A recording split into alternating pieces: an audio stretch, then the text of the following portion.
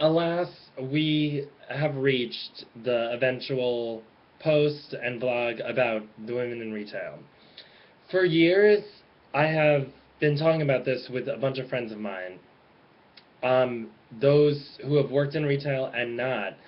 And we've just talked about stories about weird situations that involve people who've been working in retail.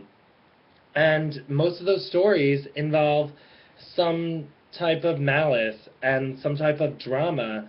And we've always just said women in retail, women in retail. There's just something about them. And unfortunately, for those people, when we've been talking about this amongst ourselves, we're, let's just say, not as diplomatic when discussing the subject, but we're talking about, let's just say, an instance where I'm talking to someone at work, and this has happened many a time, about something maybe personal. I try not to really share my private life at work because even from the get-go, I didn't actually fully trust anyone, and I try and keep some aspects of my life to myself. Not everything should be talked about on social media, not everything should be discussed amongst other people and used as fodder for people with nothing better to do with their lives than gossip. And I found out after I was telling this person a story, it was about my personal life. In the coming weeks afterwards, other people knew about it, and they were asking in a way that simultaneously were fishing for more information and had come from a place that they already knew pretty much anything and they just wanted more to the story. And that was the first time that made me realize, wow, these people are kind of crazy and they're messed up. And this is the term that I've used for them for the longest time, women in retail. Basically, these women, and I've described it over so many blog posts, especially describing certain types of people and individual people, both good and bad. A bunch of them, they come from a place where they probably had a lot of problems growing up. They really were maybe tortured by mean girls in high school. But themselves, they didn't do anything to better their situation. They didn't want to do anything. They didn't believe they should have been picked on, but they didn't help themselves in any way. They just felt sorry for themselves, and they were emo about everything.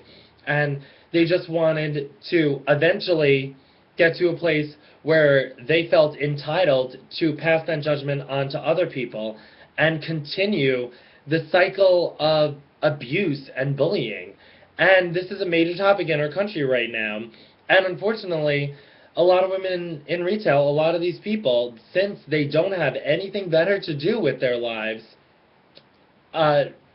continue and perpetuate this cycle. And it's ridiculous. So, meanwhile, they're being tortured in high school.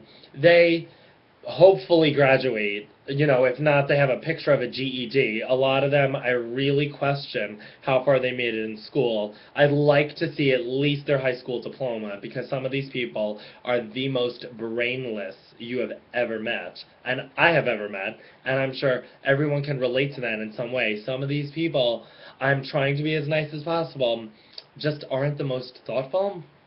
So even if they graduate high school, they move on and they just keep working, and they keep working in the store, and they move up, and they eventually obtain the title of manager.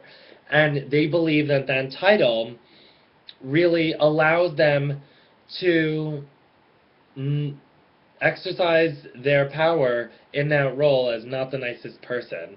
I've literally been told this before when I was trying to close the store on time. I'm like, oh, it's 9:30, it's time to close. And a manager told me, this was before I was one, no, we close when I say we close. Like, I understand that, you're not very happy with your life, you're living paycheck to paycheck, you weren't really comfortable with yourself, you're obese, you might be depressed, but you're not doing anything to better your situation. So how does that give you the right to tell me I close when we say we close when I say we close? Like, it doesn't make sense, and you don't have the right to do that. And a lot of these people are really miserable, so they want to spread that misery among other people. And I've talked about a bunch of types of people. The blog isn't supposed to be in any chronological order, and I'm mixing things up, and I'm going to be talking about a lot more types you come across while working in retail. But these people, really, they're an interesting type of breed in retail, but they all have so many things in common. They don't really practice happiness, and they just want to spread gossip. Even the most self-righteous amongst everyone who claim, everything's safe with me, I don't talk about anything, they have nothing better to do with their life, so they just want to gossip and talk about others. Even when it comes to being the most childish type of person on social media. Like, after you're a certain age, that's no longer appropriate, nor is it acceptable. So, why do you keep on doing it? And these people are just, some of them are really wildebeests.